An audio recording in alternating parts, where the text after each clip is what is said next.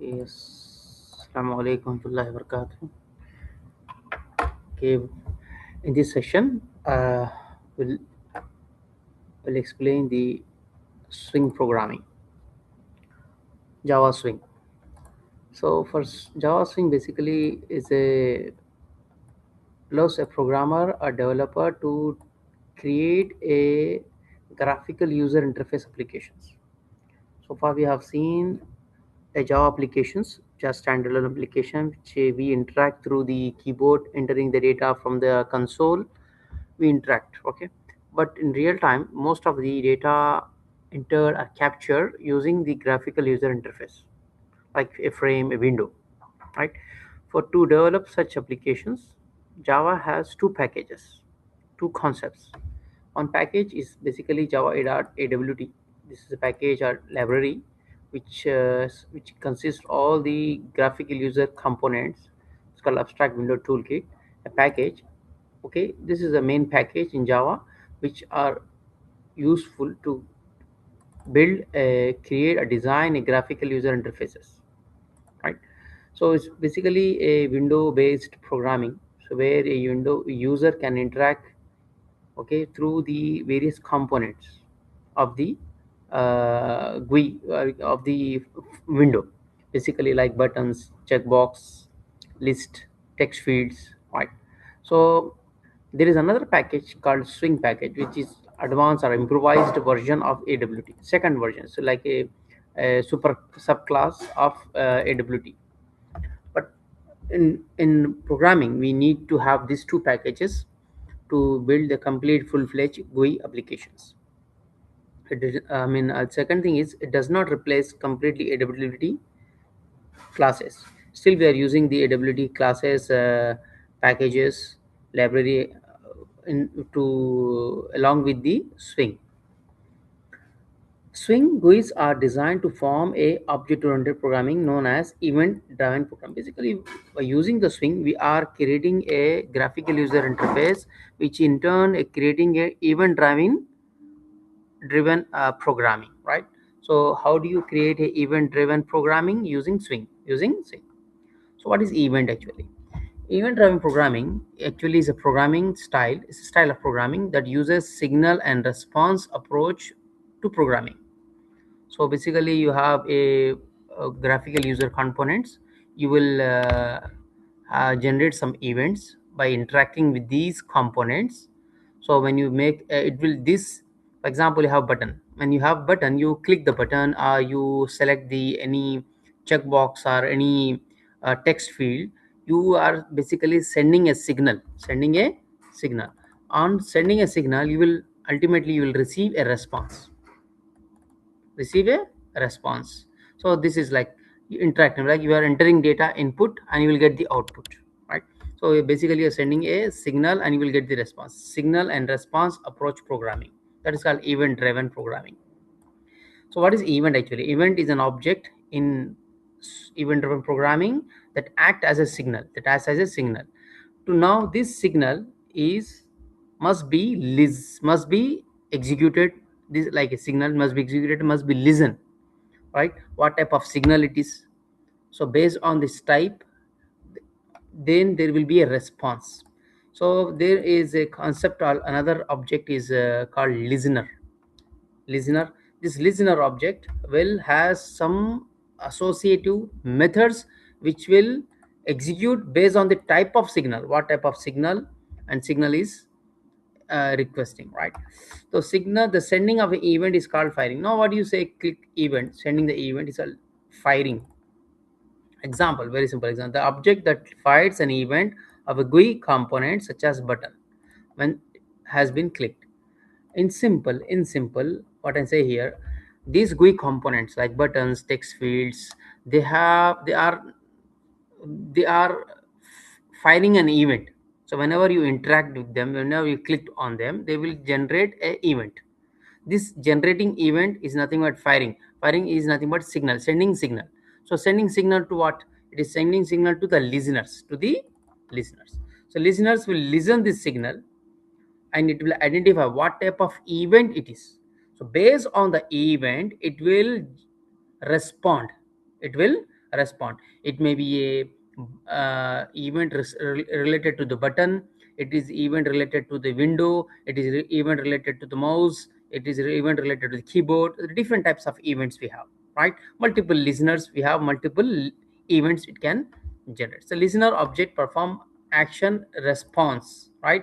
A response option.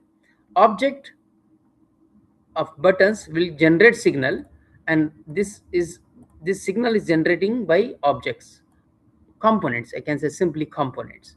Response is by listeners, by the listeners. How this listener is handling, this is listener is like a handling, it is handling the action event which is generated. It is same analogy, like we when we have using the concept of exceptions handling. In exception handling, we writing a program and we have a exception, right? We have raised an exception has been raised and is throwing. So it's like throwing an exception is a signal, it is a signal. Throwing an exception is signal due to some interruption, maybe wrong input or array out of bound exceptions, or throwing explicit exceptions, or divided by zero, any kind of exceptions raised, right? So while program running, exception raised. Now who is handling this exception? Catch block. This is listener example, this is example like a listener. The listener work is doing by catch, right? So listen, the listener for exception object is catch. This is just analogy comparison of event driving signal and catch. Is explaining this part. So handling such events, we have handlers, they are called. And this how they are handling is, each listeners they have some methods. Basically listeners in Java, they are called interfaces, they are interfaces, and they have abstract methods, right?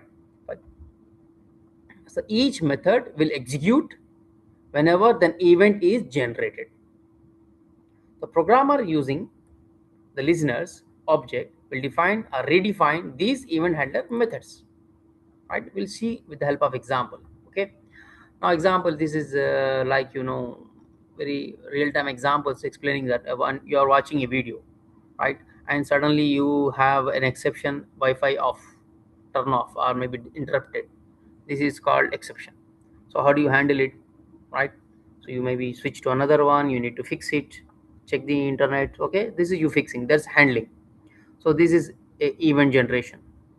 Similarly, you're driving the car, you have flat tire, a car puncture, then you need to handle it, repair it, go to the workshop or fix by yourself.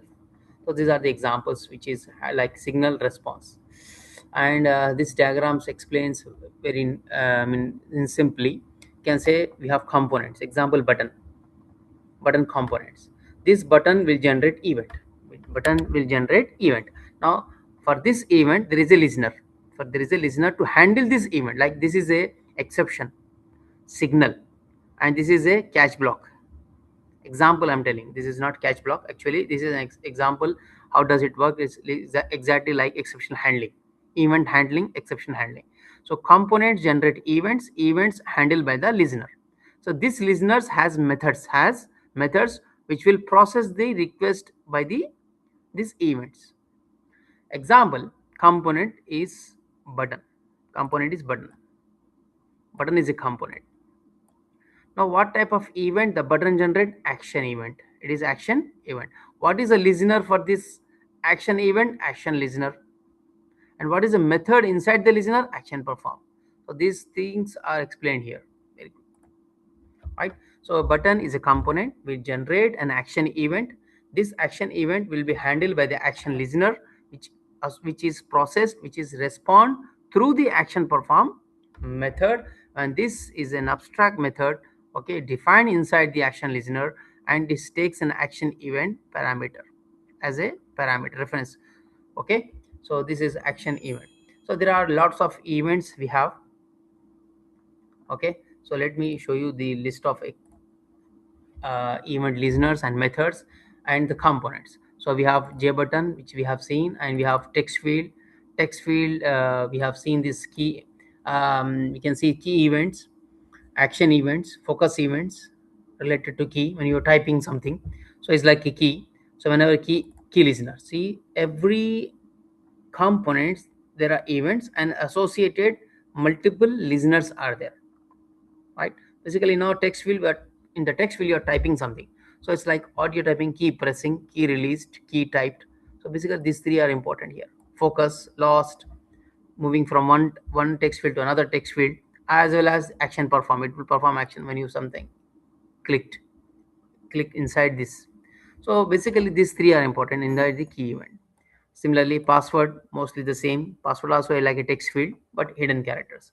Checkbox, it has a listener. It is generate action event.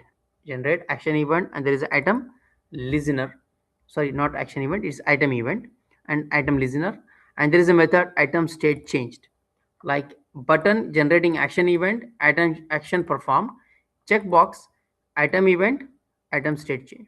Then we have radio button, same thing as checkbox. Combo box also same, as well as action. It supports both. It supports both. So they are associated methods, right? So similarly, we have list, slider, and there are listeners and methods. Frame, window, windows, mouse, mouse event, mouse click, mouse press, mouse entered, exit, window open, close, minimized. So these are all the listeners. So these are the few important event handling listeners, event types, and methods. We'll see in the next video. We'll see the example. Okay.